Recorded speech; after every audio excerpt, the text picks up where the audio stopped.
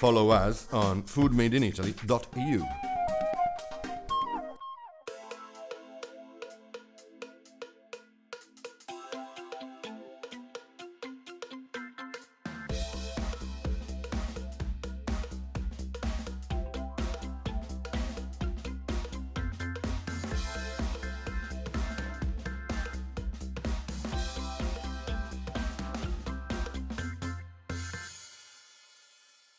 Cari amici, benvenuti su Food. Welcome back on Food, dear friends. We are here with Aristide, and today we will see how and when ancient Romans used to eat. Hello, Aristide. Can you tell us about Roman meals and food habits? Hello, Victoria. Hello, everyone.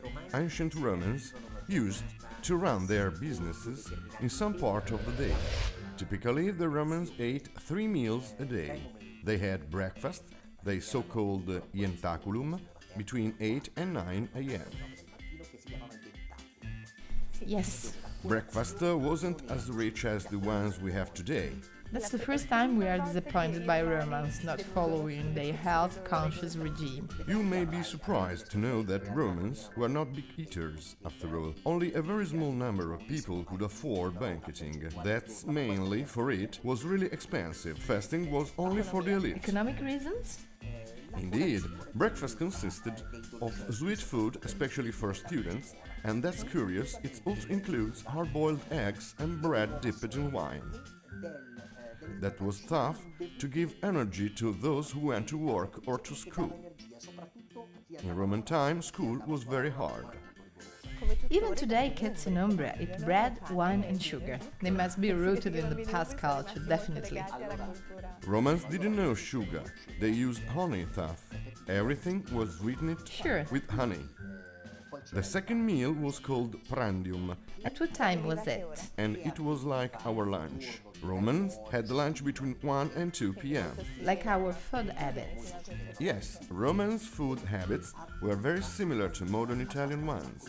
Lunch was basically a small meal, but yet a very important time of day.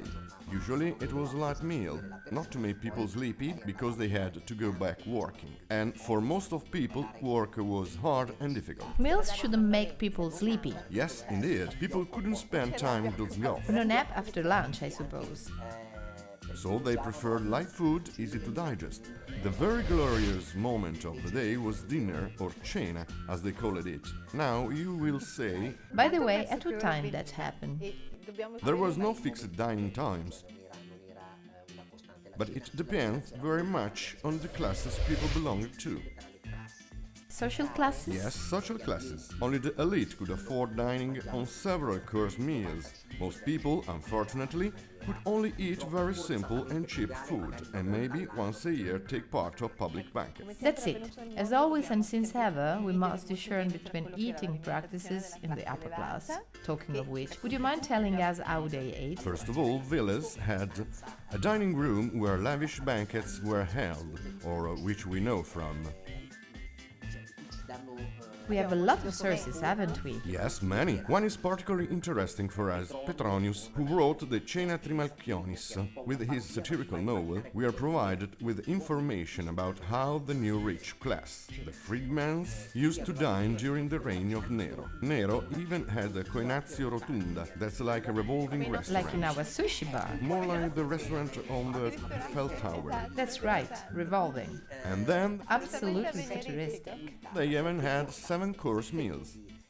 Seriously? I kid you not, meals could consist of even more courses. Petronius' novel is a parody, but it gives us an idea about what a banquet could be like. Sometimes there were hundreds of guests. Petronius was a very chatting reporter. Let's say Petronius was an arbiter elegantiarium. With his texts, he provides an accurate description of such feasts that could also be very showy. Banquets were nothing but elaborate dinner parties, where expensive and lavish meals, including exotic food from eastern provinces, were served, a bit like sushi today. Sure, that was a kind of show-off for rich people, wasn't it? That's right. Exactly.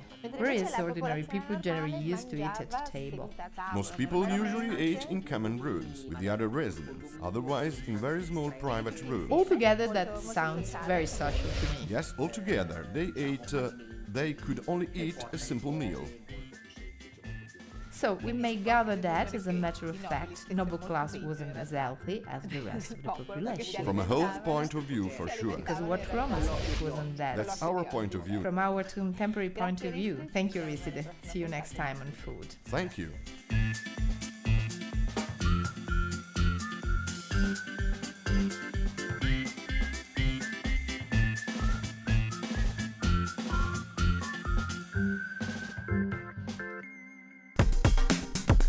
Follow us on foodmadeinitaly.eu.